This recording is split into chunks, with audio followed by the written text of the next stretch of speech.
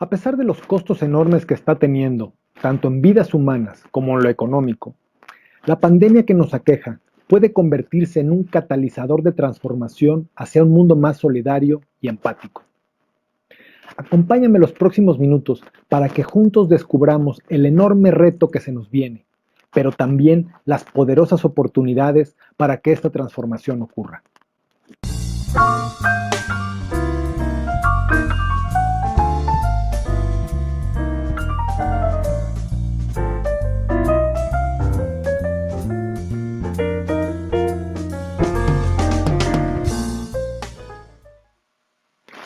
Hola, soy Juan Carlos Aldir. A partir de la invención del lenguaje, el ser humano siempre ha construido relatos. Con el paso del tiempo, muchas de estas historias se convirtieron en mitos, en leyendas, en fábulas, en arquetipos de personalidad y desde luego en cosmogonías que han servido para explicar el origen del universo y de la vida humana. Ejemplo de estas hay muchas. Solo por citar alguna, pensemos en tres que terminaron por convertirse en paradigmas dominantes en distintos momentos de la historia de Occidente. En primer lugar tenemos el Génesis bíblico. En él se explica cómo fue creado el mundo y el ser humano. En ese relato, la historia humana comienza con la expulsión de Adán y Eva del paraíso para encarar una existencia de dolor y sufrimiento como castigo por sus pecados. Un segundo relato fundamental para Occidente fue articulado por René Descartes, quien, buscando un fundamento para reconocer la verdad, encontró en la duda sistemática un método que supuso infalible. Al dudar de todo, no le quedó más remedio que vaciar su mente para que no quedara en ella nada que pudiera resultar falso. De ahí, no le tomó demasiado llegar a lo que consideró la esencia de lo humano. Ya que estoy pensando, quiere decir que existo. Con esas simples palabras, Descartes inventó el yo, inventó al individuo, pero también puso la primera piedra para la disociación entre la mente y el cuerpo, y en una segunda fase, la separación entre civilización y naturaleza. Ahora pensemos en un ejemplo de cosmogonía aún más reciente, fundado en el concepto que conocemos como Big Bang.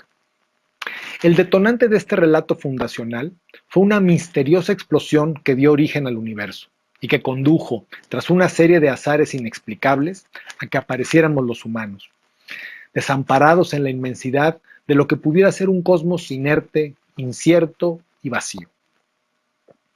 Las cosmovisiones que derivan de estas tres maneras de entender al ser humano siguen vigentes, y millones de personas en Occidente vivimos inmersos en alguna de ellas o en una combinación particular formada por los elementos de cada una que más nos acomodan. Imaginar un solo planeta donde cohabitan tres mundos tan distintos facilita el comprender por qué existen tantas tensiones sociales y culturales y por qué es tan difícil encontrar puntos en común que conduzcan a acuerdos satisfactorios y duraderos. Ahora bien, lo novedoso de la situación actual y la incertidumbre monumental ante el futuro que se nos viene, provoca que los relatos existentes acerca del ser humano, su origen y destino, que han sido tan útiles para comprender cómo hemos llegado hasta aquí, no sean capaces de explicar lo que sigue en el camino.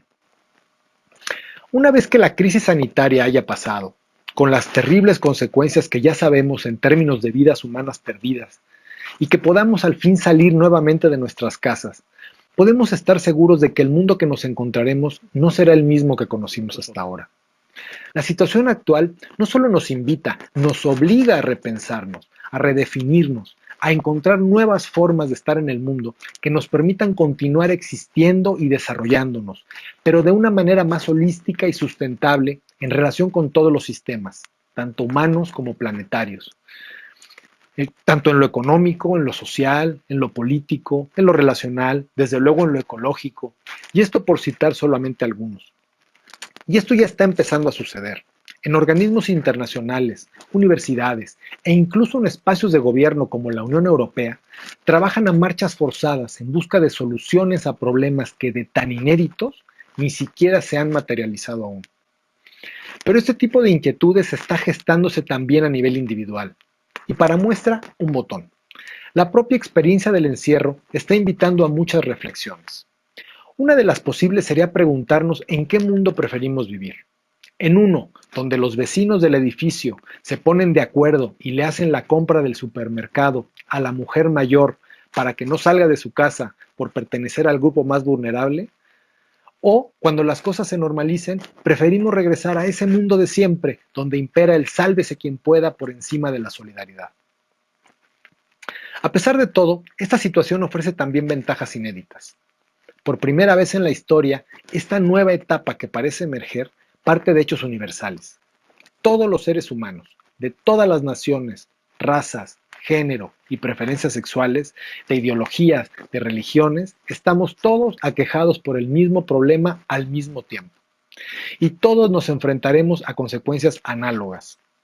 Y esto conlleva a un factor nunca antes experimentado por la humanidad en su conjunto.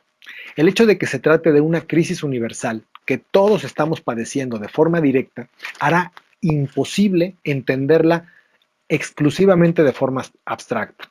Es decir, además de una comprensión racional de lo ocurrido, tendremos una experiencia directa a partir del modo específico en que esta crisis afectó nuestra propia existencia.